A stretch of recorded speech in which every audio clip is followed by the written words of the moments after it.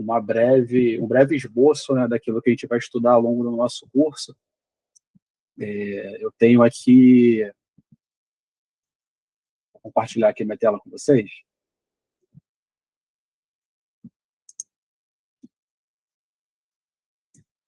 Só um momentinho, pessoal. Bom, aqui, vocês conseguem ver aí a minha tela compartilhada? Aqui são as matérias que nós vamos estudar ao longo do curso, tá ok? Hoje nós vamos começar pelas disposições preliminares do Código de Processo Penal. Nós vamos falar um pouco o que é o Código de Processo Penal, o que é processo penal, para que o processo penal serve, os princípios do processo penal. Nós vamos tratar também de alguns pontos que são de suma importância, né? Como alguns julgados, súmulas, porque eu não sei se todos aqui estão habituados a fazer concurso, ou se, de repente, alguns são marinheiros de primeira viagem, né? Mas os concursos públicos hoje eles estão cada vez mais exigentes, né? Então, saber somente letras de lei hoje não é o ideal, né? Nós temos que cada vez mais aprofundar nosso conhecimento para conseguirmos aprovação, né? A gente vê aí que hoje ainda o serviço público ele é uma área muito desejada, né, devido à estabilidade e tudo, e só passam os melhores. Então, estou aqui com vocês para fazer com que vocês consigam, no dia da prova, lembrar da matéria e terem êxito ali da sua prova de direito processual penal. Tá ok? Eu vou apresentar aqui rapidinho, pessoal, para a gente começar. Alguém pode me dar um feedback aí no chat, se vocês estão me ouvindo certinho? Beleza, beleza. Então, vamos continuar. Então, vamos lá. Eu sou o professor André Jardim, sou advogado, sou concurseiro também, consegui passar ao longo da minha trajetória alguns concursos, né? Amigo do professor Renato Vieira, nós servimos juntos na Marinha, foi o primeiro concurso. E minha trajetória, consegui algumas aprovações, né? Concursos assim até concorridos, né? Concursos de policiais, tudo também. E eu tive aprovação também na OAB antes de terminar a faculdade e tudo. Então, e hoje eu me encontro também sou concurseiro, sou professor, concurseiro, advogado, também sou servidor público federal da UFRJ e continuo estudando para concursos agora, sendo que na área jurídica, nos concursos um pouco mais exigentes, né? Procurador da República, Ministério Público, enfim. Então, pretendo usar um pouco dessa minha expertise, dessa minha carga, né, de conhecimento para dividir um pouquinho com vocês e fazer com que vocês sejam aprovados, tá bom? Então, para a gente não perder mais tempo, nós vamos começar com o conceito de processo penal.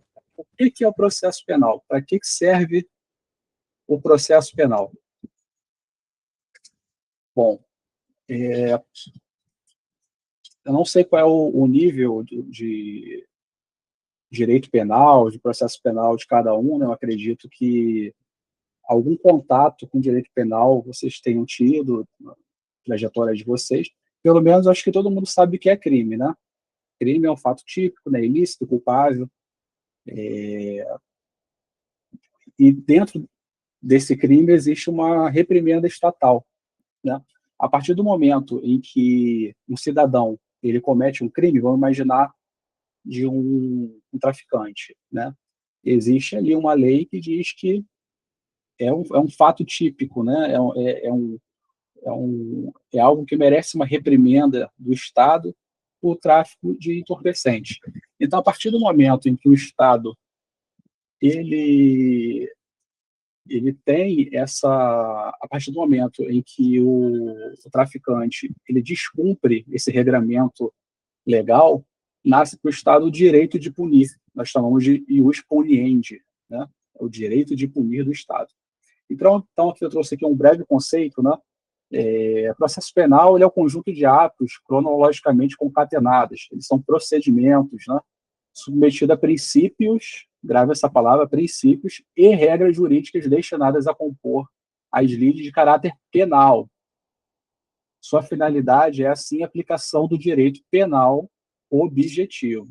Então, o processo penal ele visa materializar o direito material, o direito processual penal, perdão, ele visa materializar o direito penal. Porque não adianta, existe ali o Código Penal, existem diversos crimes, aí, beleza, aí um bandido vai roubar um carro na rua. Como que nós vamos dar prosseguimento nessa reprimenda do Estado? São através de princípios e regras jurídicas que são estabelecidas dentro do Código de Processo Penal. Tá ok, pessoal? Então, o processo ele nasce a depender do tipo de ação, nós vamos estudar isso mais lá na frente, né? Nas ações penais. Pode ser uma ação pública incondicionada, pode ser condicionada à representação, né? Então, a depender, o titular da ação pode ser o Ministério Público, se for uma ação de natureza privada, pode ser o particular através de queixa-crime. Mas, de qualquer forma, nós utilizamos o processo penal, tá? Então, essa matéria ela é de muita importância para o concurso de vocês. Vamos começar aqui tratando das finalidades do processo penal. Nós temos finalidade imediata e imediata. Como eu falei, a finalidade imediata ou direta é fazer valer o ius puniendi do Estado. É o direito de punir, né? É aquele direito de, calma aí, o Estado, a partir do momento que uma pessoa descumpre aquele regramento penal, nasce para o Estado o direito dele punir, né? Com aplicação em concreto da lei penal. Então, ele vai instrumentalizar a lei penal, respeitando os direitos fundamentais do indivíduo. Isso é de extrema importância, a gente vai ver ao longo da aula. E a finalidade imediata é a obtenção da paz social, a restauração da ordem, né? Então, recapitulando, finalidade imediata, fazer valer o ius puniendi do Estado, o direito de punir do Estado, e também obter a paz social.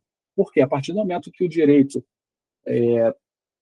a partir do momento que o Estado exerce o direito dele de punir, não é somente porque o Estado ele gosta de prender, porque a lei diz que tem que prender. Não, é também para a gente obter a paz social, porque quando o Estado ele dá uma satisfação para os cidadãos, né, de que ele está cumprindo ali de forma concreta a lei, que ele está fazendo com que a sociedade esteja mais segura, ele está trazendo paz social e restauração da ordem. Então, serve até de caráter pedagógico, né? Para que as pessoas se sintam mais seguras, tenham uma sensação de restauração da ordem, né? E também para que outras pessoas não cometam mais aquele ilícito, né? E nós vamos tratar também das pontes, pessoal.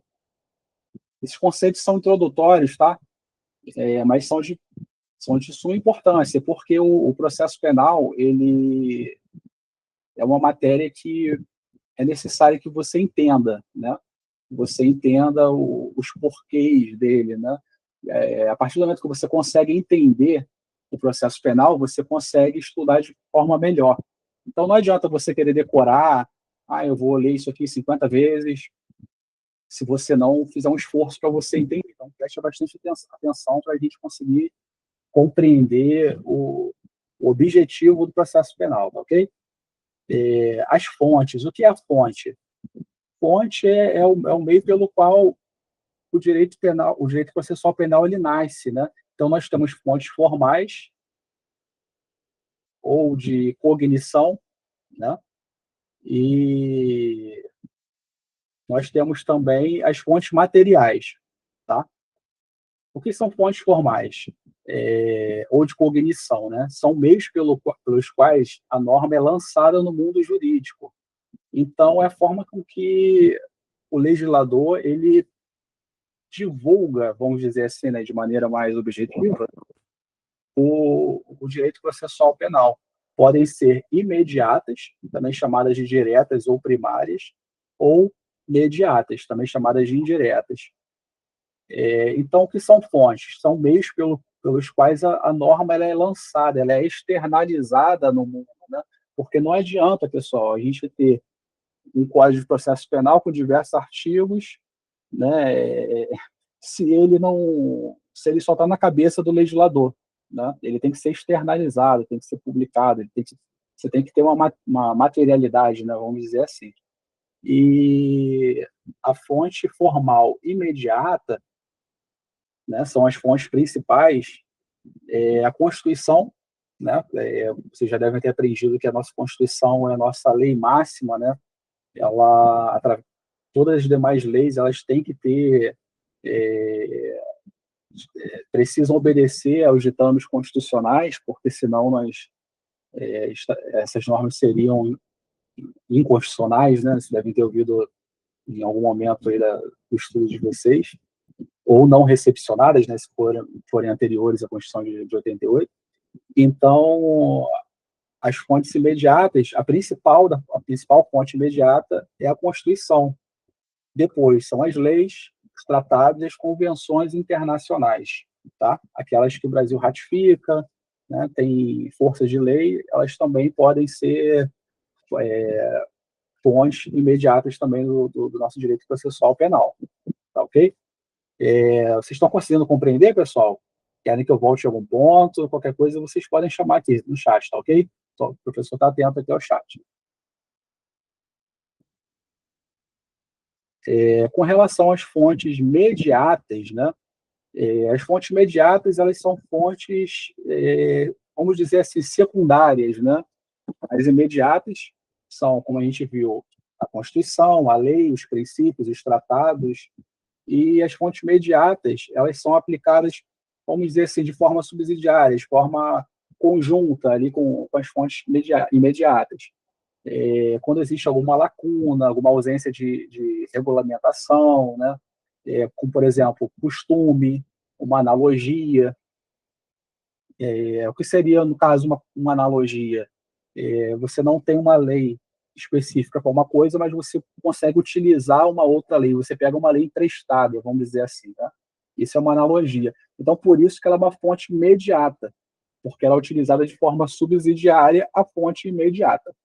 Tá ok? Vamos avançar. Fonte material. Nós estudamos as fontes formais ou de cognição. Agora vamos estudar a fonte material ou de produção. O que é fonte material, pessoal? É o órgão responsável, né? É a entidade responsável por produzir, por legislar sobre o direito processual penal. O artigo 22 da Constituição, ele traz ali, né, o rol de leis, né, que são competência, né, de competência exclusiva da União, competência privativa. Então, o ente responsável por legislar com relação ao direito processual penal no Brasil é a União, tá ok? Então, vamos lá, é o órgão, ou entidade ou instituição responsável pela produção da norma processual. Então, a fonte material ou fonte de produção no Brasil hoje é a União, tá ok? Agora, passado, pessoal, essa breve introdução, né, sobre o que é processo penal, para que serve o processo penal, as fontes do processo penal, como o processo penal nasce, né, nós vamos entrar dentro dos princípios do direito processual penal, tá ok? Como nós passamos essa fase introdutória, queria perguntar a vocês se vocês querem revisitar algum ponto, alguma coisa não ficou entendida, tem como dar o feedback aqui nas mensagens, eu retomo, tá ok, pessoal? Se alguém não se manifestar, eu vou dar continuidade.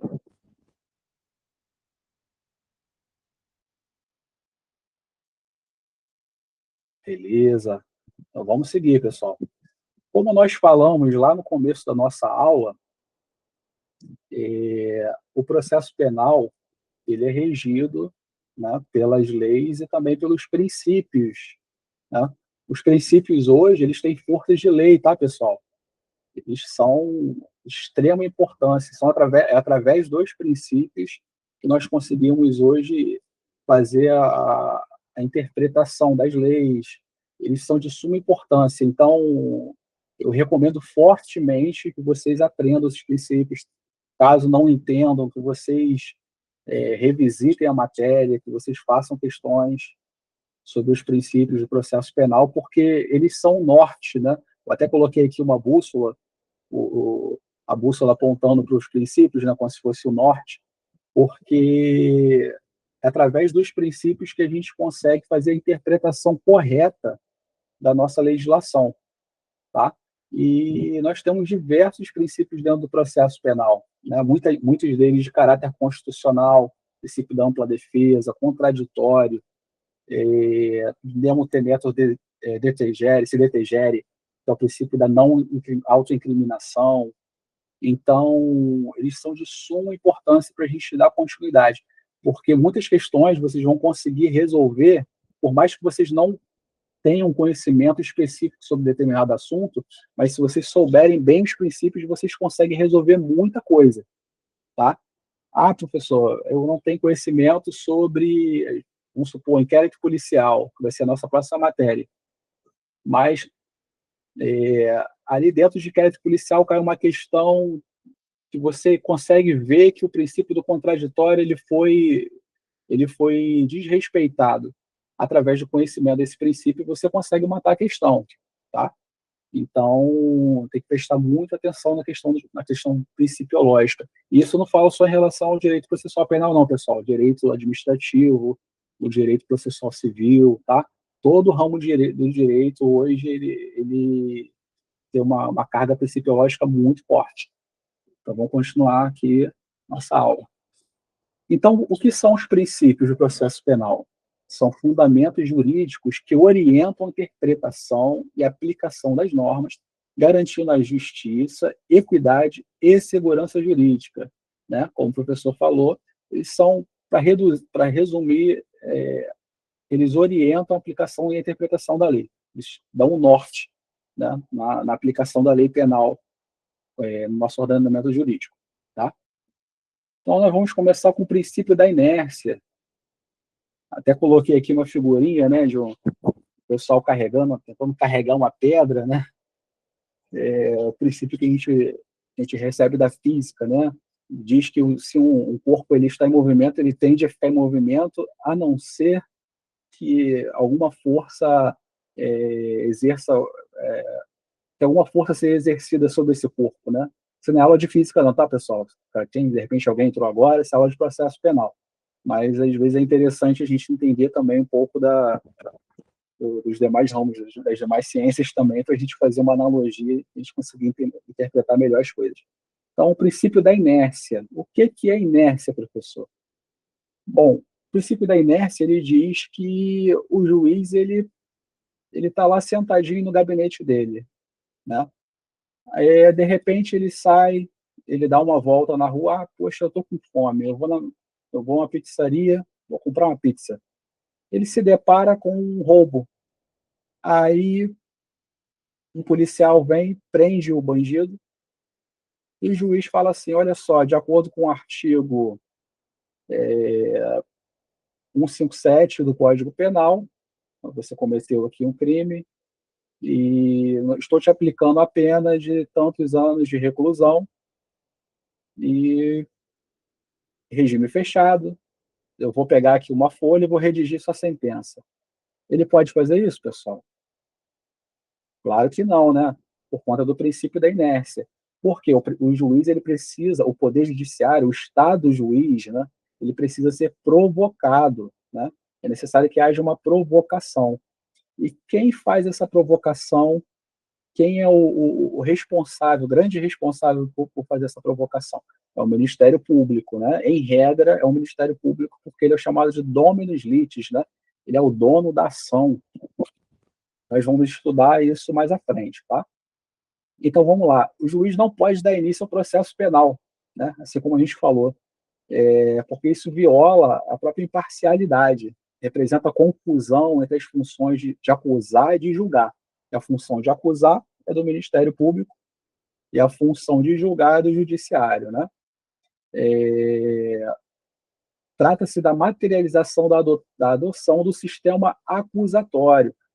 Então, professor, o que é esse sistema acusatório? Poxa, eu já ouvi falar, alguém falou esse negócio de sistema acusatório, mas eu nunca aprendi isso, vai aprender agora. Todo mundo já deve ter visto, né, aqui, principalmente particularmente, eu gosto muito de filme histórico, né, da época medieval e tudo. De repente, em algum momento ali do filme, chega um cidadão diante do rei, e o rei ele decreta ali uma sentença, uma pena, né? Muitas vezes decapitação. E naquele momento o rei ele funciona, ele exerce a função de acusador e a função de julgador. Então ele tem esses dois poderes nas mãos, né? Isso seria um princípio inquisitorial. Então, pessoal, durante séculos e séculos, né, o sistema penal, processual penal, ele passou por muitos avanços, né, próprio direitos de garantias fundamentais, foram conquistas de grande valor para nós termos hoje um mínimo de justiça. Porque imagina só, chega uma pessoa diante do presidente, do governador, de alguém, e você não tem direito de defesa, você não tem de forma distinta quem acusa e quem julga. A pessoa julga e acusa no mesmo ato, né? Então, hoje, nós temos vigorando o sistema acusatório. O que é o sistema acusatório? É a separação entre a função de acusar e de julgar. Então, essas funções são separadas. Quem acusa, em regra, é o Ministério Público, e quem julga é o Poder Judiciário, né? Então, o princípio da inércia, ele faz com que nasça, né, trata-se da materialização do próprio sistema acusatório, né? O juiz ele não pode ver na televisão que aconteceu um crime e sem uma provocação da, do Ministério Público, ou no caso de uma ação privada, penal privada, ele não pode se manifestar, né? De ofício, vamos dizer assim, né? Ele tem que obedecer os ditames legais.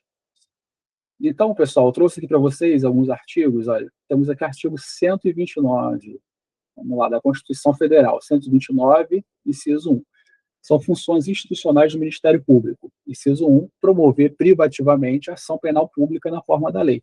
Então, aqui o 29, inciso 1 da Constituição está falando, em regra, em suma, é que o Ministério Público tem a função de acusar. Ele está trazendo a separação da função de acusar e da função de julgar, tá ok? Esse é o nosso princípio acusatório. Ele é o titular da ação penal pública. É muito importante, pessoal, essa apostila vai ficar disponível para vocês, tá? É importante que vocês leiam todo esse, todos esses,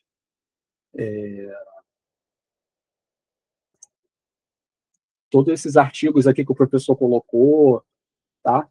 Todos esses fundamentos, né? As súmulas também que eu coloquei, que estão um pouquinho lá para baixo, porque isso vai fazer com que vocês compreendam melhor a matéria, tá? Então vamos lá. Esse princípio, ele é o alicerce do sistema acusatório. Então, viram, né, pessoal? Alicerce, ele é um princípio muito importante. No sistema acusatório, a diferença entre acusar e julgar, diferente do sistema inquisitivo, como nós falamos, né? O caso lá do rei, do monarca lá que acusa, que julga, tem todos os poderes, né, nas suas mãos. Eles confundem, né, os poderes, confundem as funções, né? E isso gera parcialidade no julgamento. Então, vamos lá, pessoal. Esse princípio ele não impede que o juiz determine a realização de diligências que entender necessárias para a elucidação de questões que ele entenda que são essenciais para o deslinde, né, da causa. Como assim, professor? Você falou para mim agora que o juiz ele é inerte, que o nosso sistema acusatório ele é um sistema em que o juiz ele fica inerte. Então, como que ele vai determinar a realização de provas, realização de diligências, né, para obtenção de provas, para elucidar a questão? Isso acontece, pessoal, isso não é uma violação do nosso sistema acusatório, tá? O nosso sistema acusatório, ele não é um sistema puro. Guarda isso para a vida de vocês, vai cair na prova de vocês. Nosso sistema acusatório não é puro. Caiu lá a questãozinha. Qual é o sistema acusatório que vigora hoje no ordenamento jurídico brasileiro? Ah, professor, o que é o marco? Nosso sistema acusatório, pessoal, hoje, ele é mitigado, né? Ele é ou impuro. Por quê? Porque ainda tem resquícios, por mais que nós tenhamos o sistema acusatório, que você tem a distinção entre o poder de julgar e o poder de acusar, o juiz ele pode determinar a produção de diligências, né, para elucidar a questão. Mas o juiz não estaria, nesse caso, intervindo no processo? De certa maneira, sim, mas não de forma ilegal, tá? Por que ele faz isso? Porque o princípio que vigora no nosso sistema processual penal é o princípio da verdade real ou material, tá? E não da verdade formal, como no processo civil. O que isso significa? Significa que o juiz ele vai buscar em todo tempo, em todo momento, a elucidação do caso, né? É claro que o juiz ele não vai produzir provas, né? Ele vai orientar para que determinar o Ministério Público, autoridade policial, fazer diligências para ver se conseguem localizar o local da arma de fogo que foi utilizada, tudo. O juiz pode fazer isso, tá ok? Então, isso significa que o nosso sistema acusatório ele é um sistema impuro, tá? Quem tiver com caderno, quem tiver aí com o seu rascunho, escreva aí, anota isso, porque isso vai cair na sua prova, tá ok? É isso aí, Renata. A Renata colocou aqui, ó. Muito bom saber disso, pois já me confrontaram sobre verdades. Eu disse que dependeria muito do contexto. Depende, o juiz, Renata, ele não pode interferir no processo, vamos dizer assim, ele acha que o investigado, no caso ali, né, que o réu, ele é inocente. Então, ele não pode chegar e falar assim, poxa, eu acho que ele é inocente. Vamos tentar produzir essa prova, vamos, entendeu? Puxar a sardinha para o lado dele, ou para condenar, ou para absolver. Ele tem que buscar a verdade real, doa o que doer. Ele pode determinar diligências, fazer com que a questão ela seja elucidada da melhor forma possível, né? Então, esse, pessoal, é o nosso princípio da inércia, tá ok? E diz que o Poder Judiciário ele ficará inerte até ser provocado, tá? Então, vamos lá, vamos continuar. Devido processo legal. Tenho certeza que todo mundo já ouviu falar desse aqui, pessoal. Esse aqui é famoso. Devido processo legal, está na boca de todo mundo. Mas nem todo mundo sabe explicar o que é. Parece simples, porém nem tanto. Vocês já devem ter ouvido, né, muita gente falar que o direito ele é a ciência do depende. Né? Até a Renata colocou aqui. Dependeria muito do contexto. Exatamente isso. O direito ele é a ciência do depende. Ah, professor, eu sofri alguma coisa e será que isso é causa-ganha? Depende, depende. Hoje, nosso ordenamento jurídico ele caminha muito também para a questão dos precedentes, né? Tem que estudar os precedentes, tem que estudar os julgados. Então, é um pouco complicado a gente dar a gente falar de forma substancial sobre qualquer coisa. Então, pessoal, vamos voltar aqui, devido ao processo legal.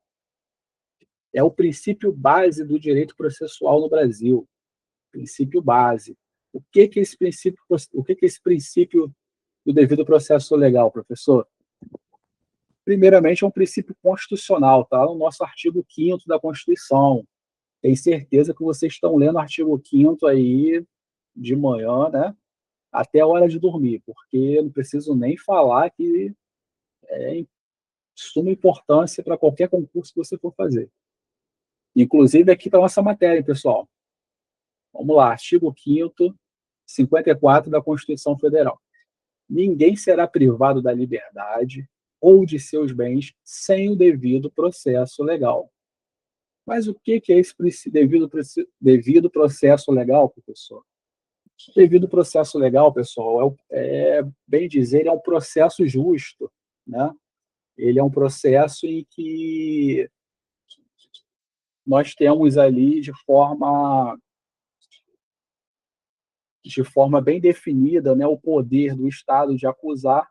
Isso foi trazendo para o nosso estudo processual penal.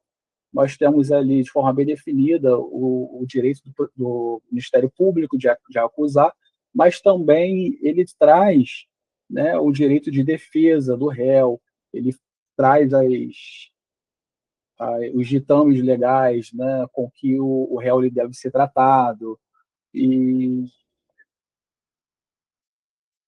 não preciso falar, perdão, pessoal, fugiu um pouquinho aqui o slide.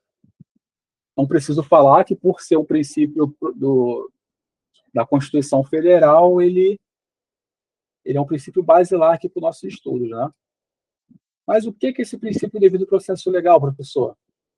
É a obediência ao rito daquilo que está previsto na lei processual, né? O rito ordinário ou outro. A gente vai ver essa questão de rito mais à frente, bem como as demais regras estabelecidas para o processo. O devido processo legal, ele se divide, pessoal, em devido processo legal no sentido material, né, e em sentido formal. O devido processo legal, em sentido material, ele só é efetivamente respeitado quando o Estado ele atua de forma razoável, proporcional e adequada na tutela dos interesses da sociedade do acusado. Ou seja, pessoal, não adianta, por exemplo, nós tivemos aqui, né, essa operação policial aqui no Rio, tá? Aí tivemos ali aqueles traficantes foram presos ali na favela, né? E vamos supor que a polícia entrou, a polícia, não estou falando que aconteceu isso, tá, pessoal? Só um caso hipotético. Vamos dizer que a polícia, ela meio que plantou provas, né? Pô, calma aí, esse cara aqui é traficante. Ele sabe que ele é traficante, mas para dar um peso ali na, no caso da denúncia, né, por parte do Ministério Público, ele meio que dá uma forçada, né? Ele planta ali uma droga, de repente pegou num lugar, colocou em outro, né?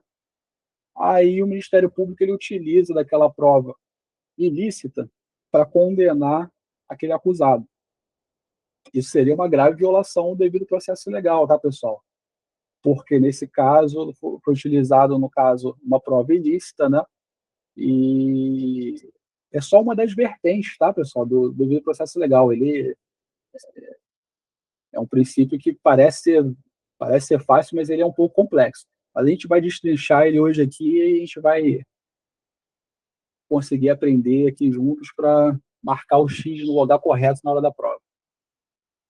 Então, o devido processo legal, pessoal, é a atuação do Estado de forma razoável, né, na obtenção de provas, no julgamento, na concessão de prazos, no direito de defesa, no direito de silêncio, né, do acusado, isso também é muito importante. O acusado ele não pode ser compelido a produzir provas contra si mesmo, né? Imagina o acusado ele chegar na fase de interrogatório, né, dele ser coagido de confessar um crime, por mais que ele tenha cometido. Então, tudo isso seria uma violação ao devido processo legal. E uma decorrência muito importante desse princípio é o princípio da ampla defesa, tá? E do contraditório. Então, decorre do devido processo, o princípio da ampla defesa do contraditório, ele decorre do princípio do devido processo legal. Né? É como se o devido processo legal estivesse em cima, o princípio da ampla defesa do contraditório estivesse embaixo. Né? Ele meio que ele meio que se origina, né, do devido processo legal. Aí aqui o artigo 5º, 55, você pode ver que ele é uma continuação, né? Devido ao processo legal está aqui, ó, em 54. Ó. Aqui nós temos o princípio da ampla defesa contraditória, 55. Aos litigantes em processo judicial ou administrativo, e aos acusados em geral, são assegurados o contraditório e a ampla defesa, com os meios e os recursos a ela inerentes. Tá, mas o que é esse princípio da ampla defesa, professor? Bom, como a gente falou, pessoal, o processo, a ação, ela nasce, né, com o detentor da ação, que em regra é o Ministério Público, devido a uma atitude criminosa. Tá? Eu vou compartilhar aqui a tela do meu tablet com vocês. Eu gosto de escrever, pessoal. Acho que fica desenhando aqui, fica mais fácil de eu mostrar para vocês. Só um momentinho.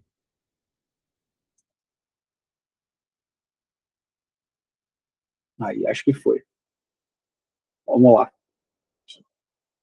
Aí imagina que dentro do direito a gente gosta muito de utilizar o nome de Tício, né? Vou botar aqui o Tício. O Tício chega, ele comete um crime contra, vou botar aqui, contra a Ana. Não tem nenhuma Ana aí não, né? Tício contra a Ana. Ele vai e ele comete um crime de roubo. A partir do momento que o Tício ele comete esse crime de roubo, pessoal, vou botar aqui, roubo, nasce para o Estado o chamado ius puniendi, né?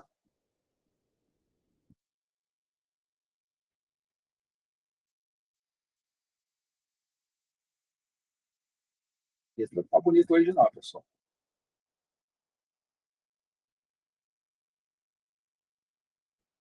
Ius puniendi. Pode se chamar também de jus puniendi, tá? As duas formas estão corretas. Então, Tício cometeu o roubo contra a Ana. Tício roubou o celular, o iPhone de Ana, que a Ana ficou o ano todo pagando, trabalhando lá na lojas americanas. Comprou aquele iPhone, acho que é o 15, o último, né? 16 Pro Max, caríssimo. Vou te responder, Renata, só para eu não perder aqui o raciocínio, vou te responder. Mas é por aí. Então, o Tício roubou esse telefone da Ana. Né? Então, aqui nasceu o ius puniendi. É o direito de punir do Estado. A partir daqui que ele cometeu o roubo, chegou a polícia. Está aqui o carro de polícia. Já viu que o professor é advogado porque não é um bom desenhista, né? O policial prendeu o Tício. O Tício está preso. Está o Tício aqui atrás das grades. Aí eu pergunto a vocês: Tício é culpado? Ainda não. Ainda não. Tem presunção de inocência dele, mas a gente vai chegar lá. Tício está preso, foi preso em flagrante delito, né? Começou aqui começa a marcha processual, com a denúncia do Ministério Público. Estou conseguindo ler, pessoal, que minha letra hoje não está muito legal, não. Denúncia do Ministério Público. Pronto. Tício roubou, foi preso em flagrante delito. O Ministério Público ofereceu a denúncia, certo?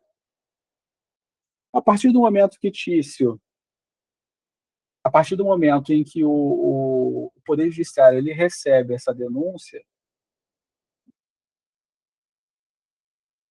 iniciou o processo.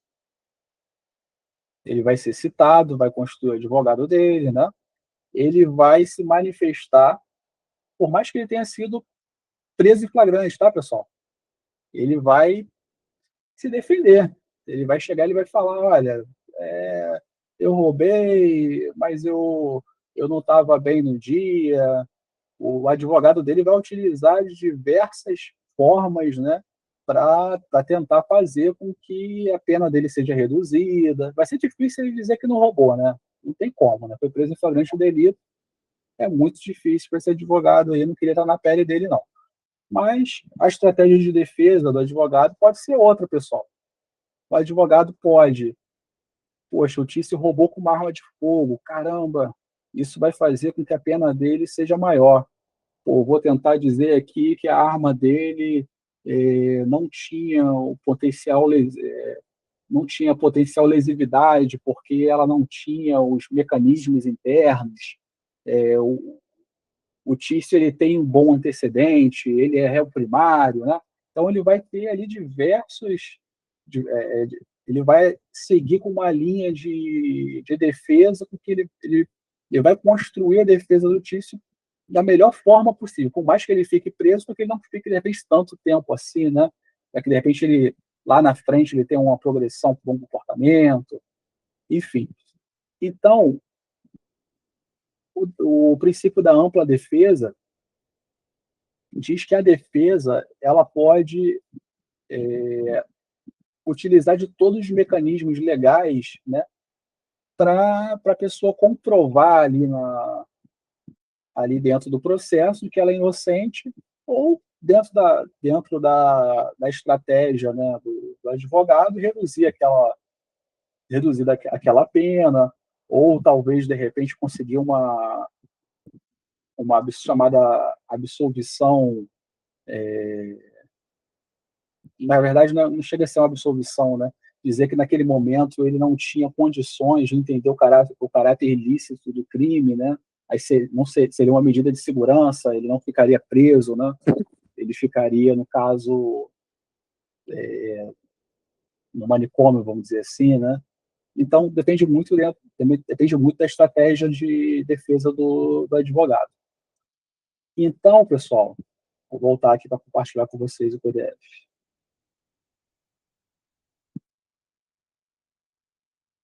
Pronto. Então,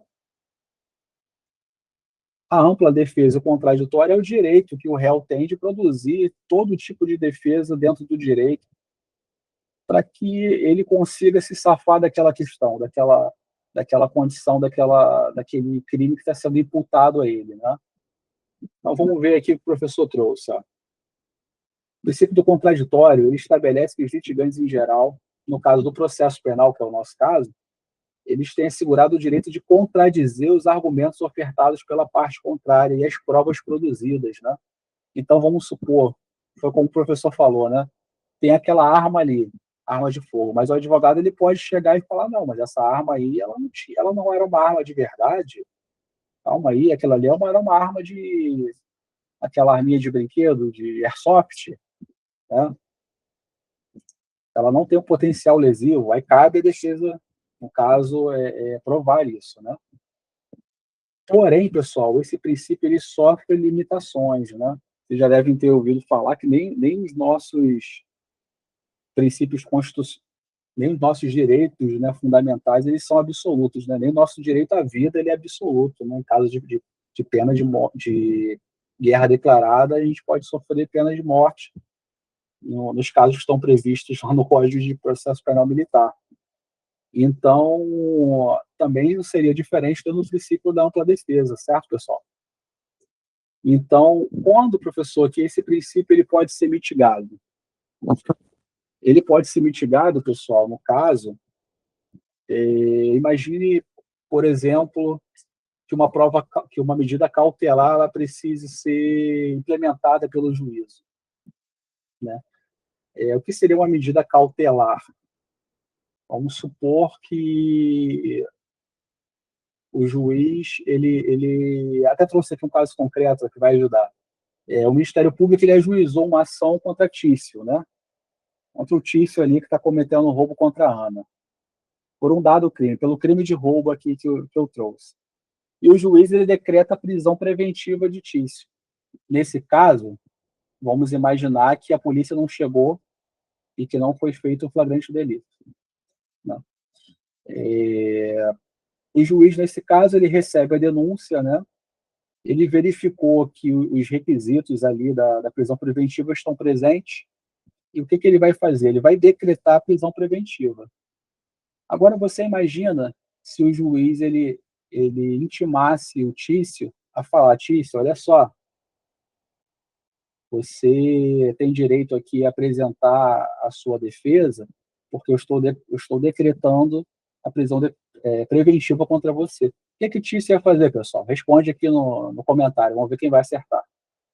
O que Tício ia fazer se o juiz decretasse a preventiva, oferecendo o direito de defesa dele? Ó, dá 10 segundos, vamos ver quem vai acertar.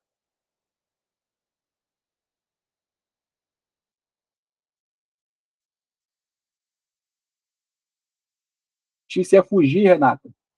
Tício ia fugir, ia meter o pé. Ninguém ia ver mais ninguém ia sentir mais o cheiro de Tício. Pô, calma aí. Ele sabe que ele roubou. Ele não foi pego em flagrante delito, né? O juiz, ele viu que tem os requisitos do 312 do Código Penal. Aí o juiz vai e oferece a ele o direito dele contradizer aqui o princípio do contraditório.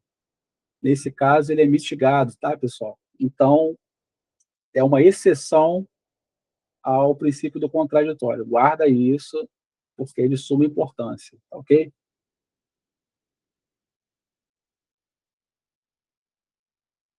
Aqui, pessoal, também temos um outro desdobramento do princípio da ampla defesa. Não adianta também a gente, não adianta também, pessoal, a gente dar ao acusado, falar para ele: olha só, acusado, você tem direito de produzir provas, você tem direito de contestar, você tem direito de chamar testemunhas, de tentar demonstrar a sua inocência, se o Estado não oferece instrumentos para isso. Não adianta. Então, vamos supor que o Tício ele tem todo esse direito de demonstrar que ele é inocente, produzir provas, de levar testemunhos, de pedir câmeras da rua e tudo, mas o Tício não tem condições de pagar um advogado. Então, isso também seria uma violação do princípio da ampla defesa, né? É por isso que nós temos a defensoria pública, tá, pessoal? Para dar às pessoas que não têm acesso não têm condições, no caso, de pagar um advogado, para que elas possam exercer seu direito de ampla defesa, do contraditório, tá ok? Tem alguma dúvida, pessoal? Alguém quer tecer algum comentário? Alguém ficou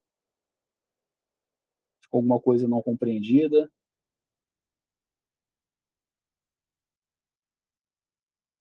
A Renata falou aqui, ó, quem acusa tem que provar o porquê acusou, é isso?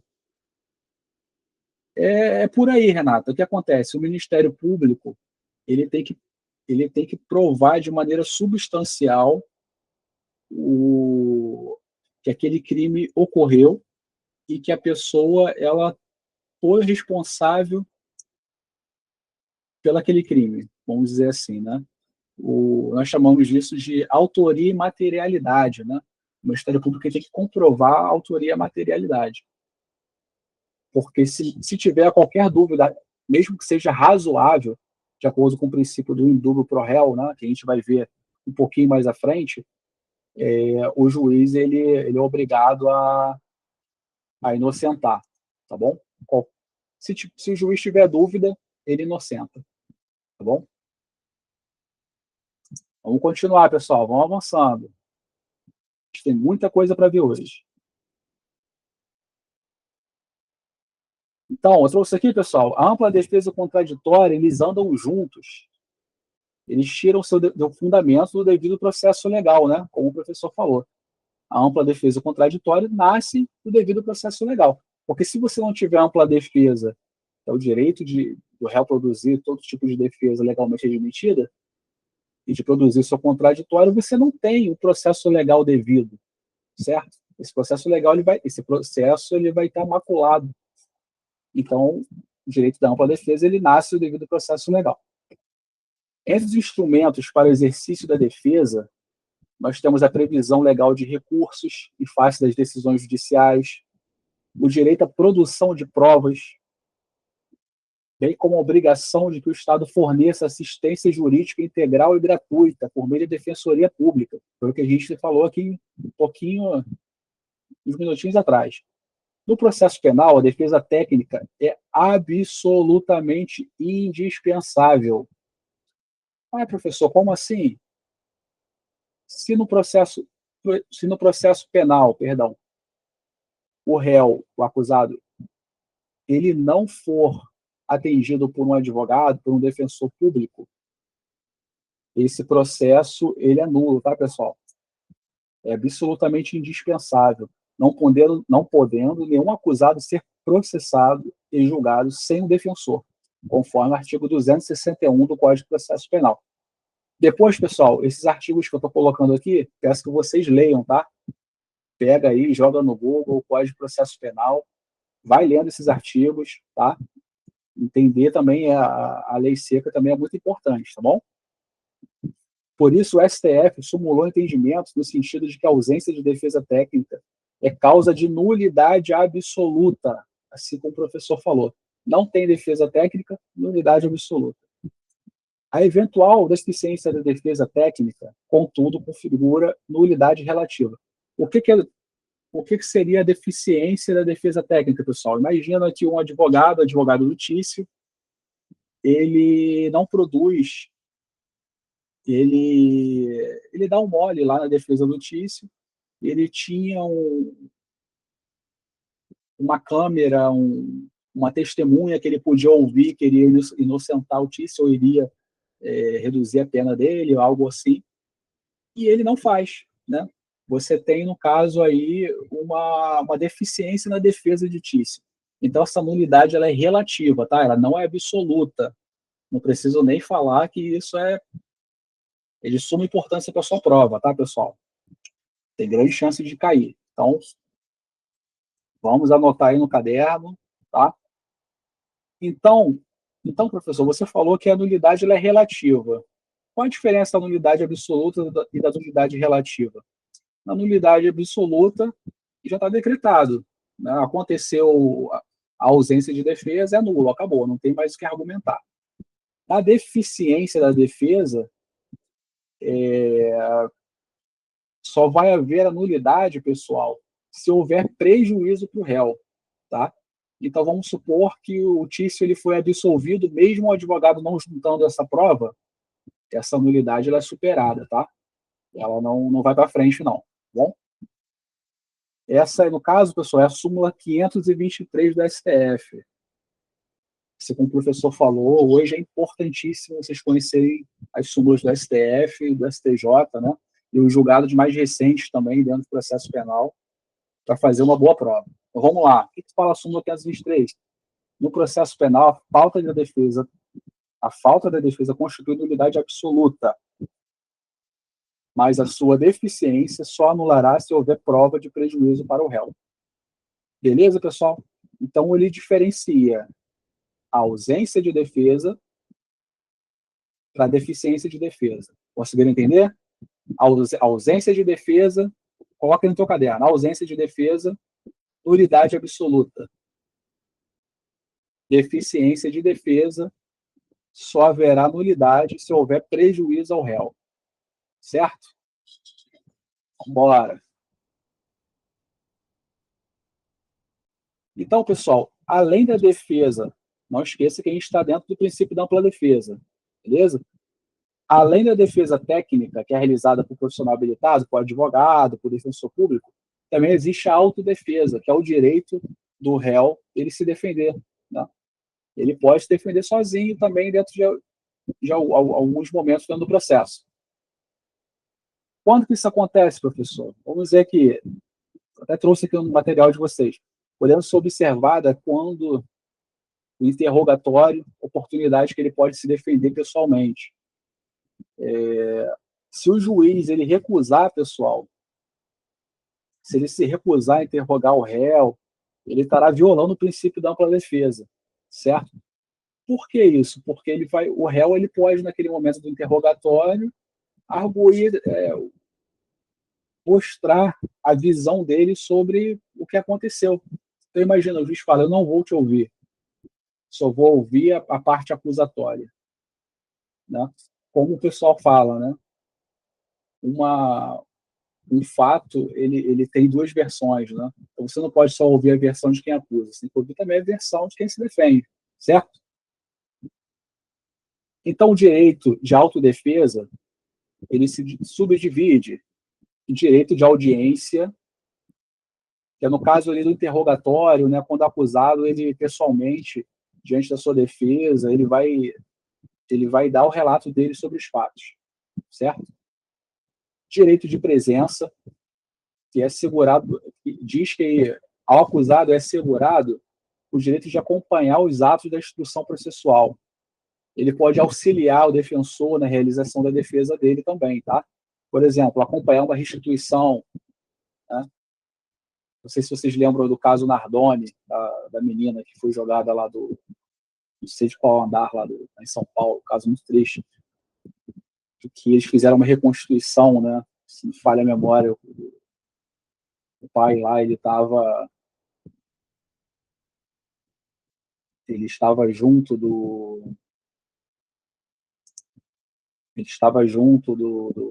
junto com a reconstituição do crime, então ele tem direito de acompanhar, tá, pessoal?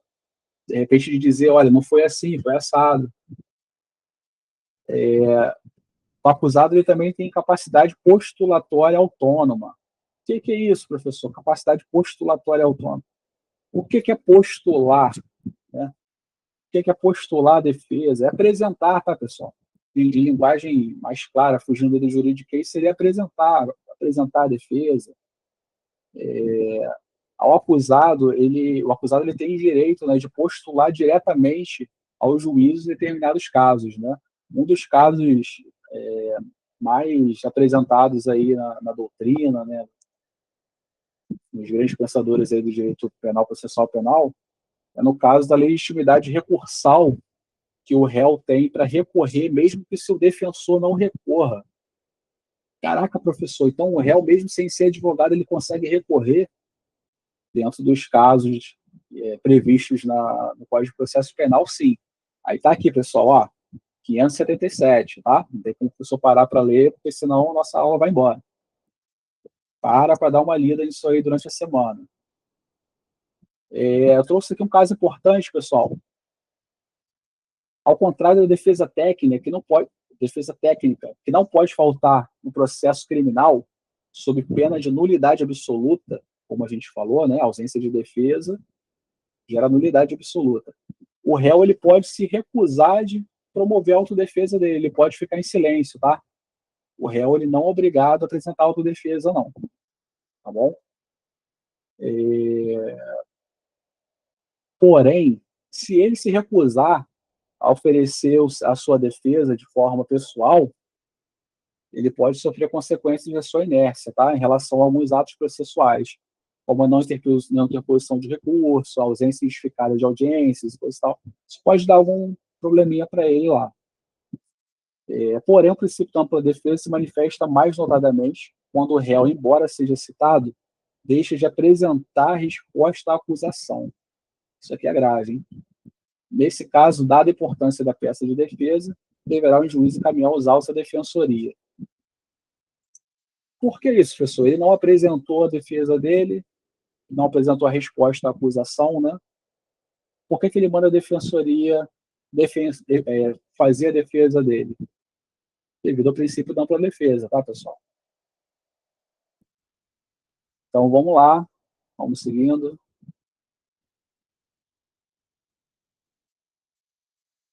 Aqui eu trouxe um ponto, pessoal, que se eu pudesse, eu colocaria ele, botaria uma caveirinha aqui do lado,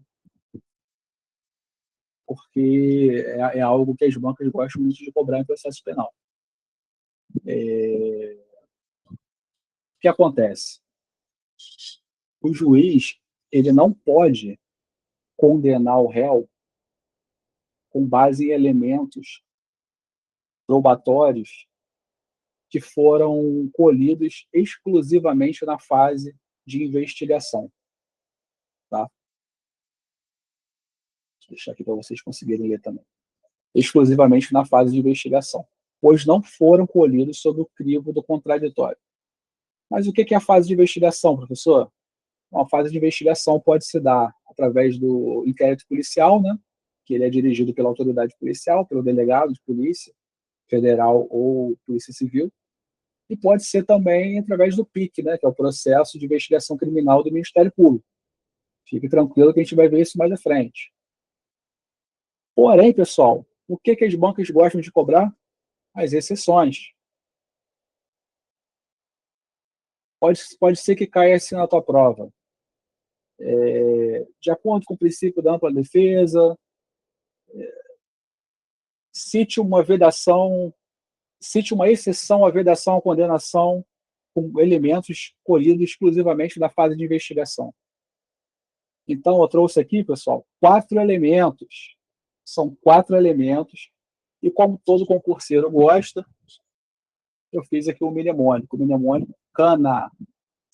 Botei até aqui uma cana, certo? São as provas cautelares, as provas não repetíveis e as antecipadas. Certo, pessoal? Ah, professor, o que é a prova? O que é uma prova cautelar?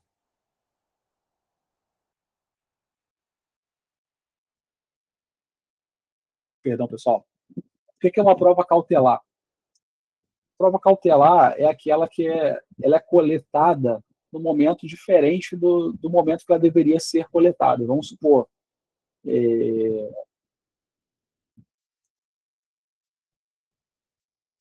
perdão, pessoal, perdão.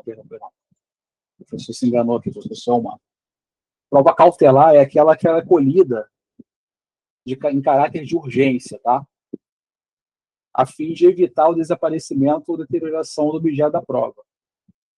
Por exemplo, uma interceptação telefônica, um exame de corpo de delito, apreensão de documentos.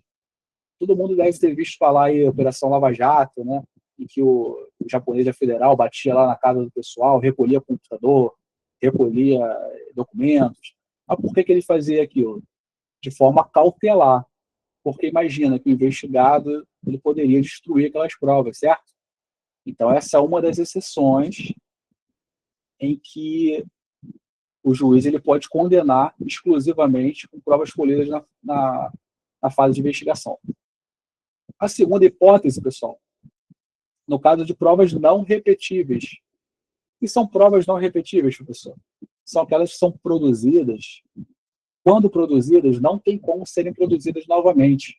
Só tem como você produzir aquela prova naquele momento, pessoal. Se passar, acabou.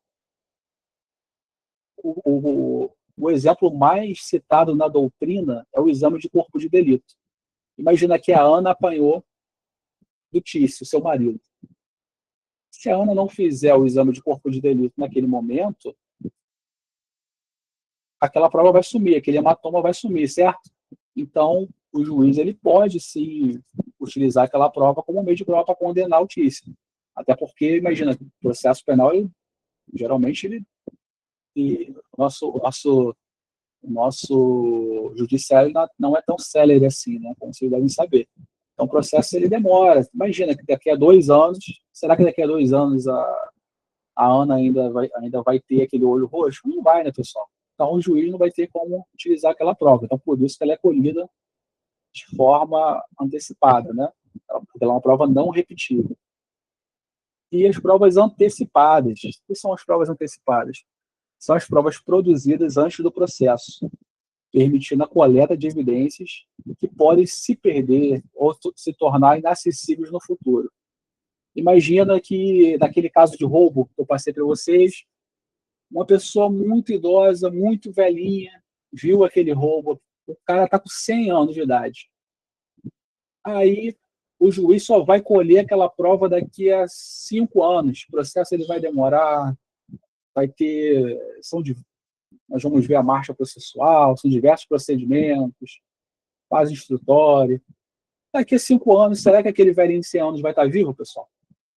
Não vai, né? Então o juiz ele pede para aquele testemunho ser coletado, ele pede para aquele testemunho ser coletado de forma antecipada, ele pode utilizar aquele testemunho lá na frente para condenar o tício, tá? Então, quais são as 4 exceções em que nós podemos condenar com elementos escolhidos exclusivamente na fase de investigação? Tá aqui, é cana. São as provas cautelares, K de cautelares, N de não repetíveis e A de antecipadas. Certo, pessoal? Bom, por hoje é só, pessoal. Vou deixar já aqui para a nossa próxima aula. Nós vamos tratar sobre fraude processual, e autodefesa, princípio da presunção de não culpabilidade, presunção de inocência. Nós vamos tratar aqui diversos entendimentos jurisprudenciais, de súmulas, tá? Diversos julgados, ó, do STJ, STF, que com a probabilidade muito grande eles serão cobrados na prova de vocês. Então, pessoal, não deixe de comparecer na próxima aula, não deixe de estudar os pontos que foram abordados até aqui, tá? Não deixe de ler a letra seca da lei, de ler as súmulas que o professor colocou, os julgados. Ah, professor, mas na prova de nível médio eu tenho que ler julgado? Tem que ler julgado. Tem que ler. Os concursos estão cada vez mais difíceis. Temos repercussão geral, aqui, ó, temos 1068 de repercussão geral. Infelizmente, os concursos estão cada vez mais concorridos, tá? E fazer questões, pessoal. Não deixem de fazer questões, certo? Aí no DICAS também, salvo engano, tem um local muito bom para vocês exercitarem, beleza? E eu quero ver todo mundo afiado na próxima aula, que eu vou fazer perguntas e quero ver quem vai participar aqui da aula junto com o professor, que por enquanto só a Renata participou. Beleza, pessoal? Um abraço a todos, obrigado pela presença de todo mundo e vamos forte, vamos para a aprovação de vocês, tá? Contem comigo e tamo junto. Beleza, pessoal? Grande abraço para vocês e até a próxima.